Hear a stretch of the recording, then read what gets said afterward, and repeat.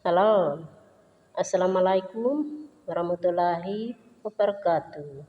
Teman-teman, nama lengkap saya Serafin Komoiki. Saya Prodi Pendidikan Bahasa Indonesia.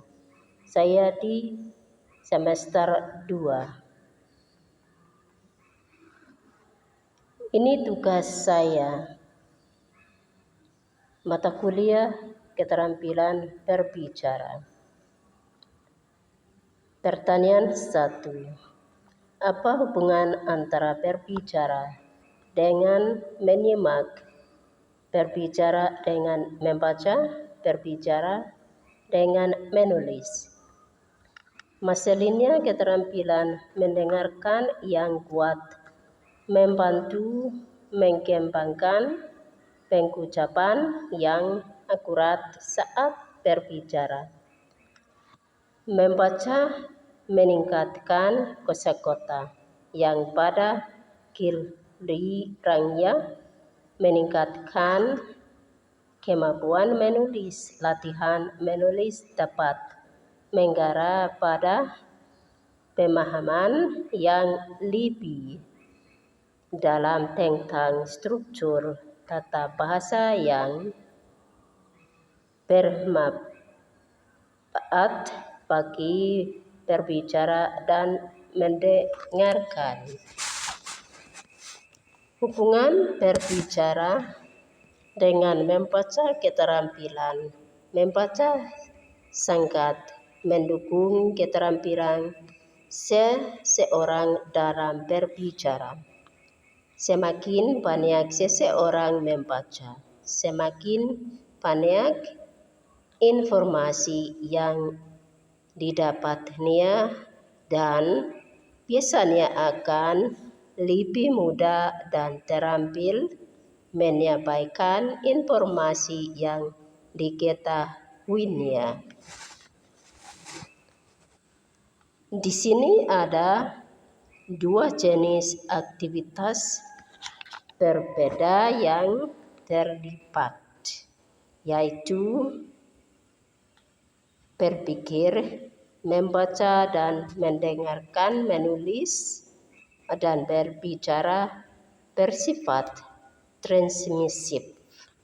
Keduanya aktif dalam arti memerlukan usaha dari pihak individu.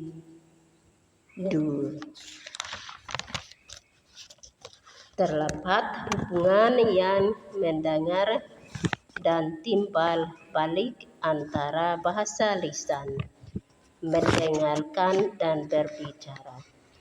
Bahasa tulis dan membaca pada awalnya membaca dan menulis tergantung pada keterampilan bahasa lisan. Pada akhirnya membaca dan menulis memperluas bahasa lisan. Apa perbedaan antara keterampilan berbicara, menyimak, dan menulis? Berbicara dan menulis berarti menyampaikan informasi, sedangkan mendengarkan dan membaca berarti menyerap informasi. Membaca adalah mencoba memahami masalah situasi sendiri. Mendengarkan menggunakan fakta-fakta tambahan dan berguna yang Anda lewatkan dalam merumuskan solusi, dan berbicara adalah mengkomunikasikan solusi. Anda kegiatannya berjalan beriringkan.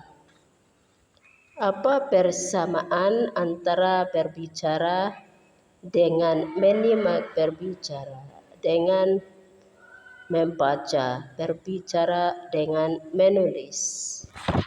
Karena berbicara dan mendengarkan merupakan kegiatan timbal balik, masing-masing saling bergantung satu sama lain. Begitu pula menulis dan membaca. Keduanya hanya merupakan kesatuan yang sahih. Sebagainya kesimpulan, 4 keterampilan bahasa utama: berbicara, mendengarkan, membaca, dan menulis. Masing-masing memiliki tempat yang unik dan esensial dalam akuisisi bahasa dan kemahiran. Ada kepentingan relatif tergantung pada konteks, tujuan, dan preferensi individu. Namun itu adalah interaksi dari keterampilan ini yang menghasilkan komunikator yang efektif secara keseluruhan.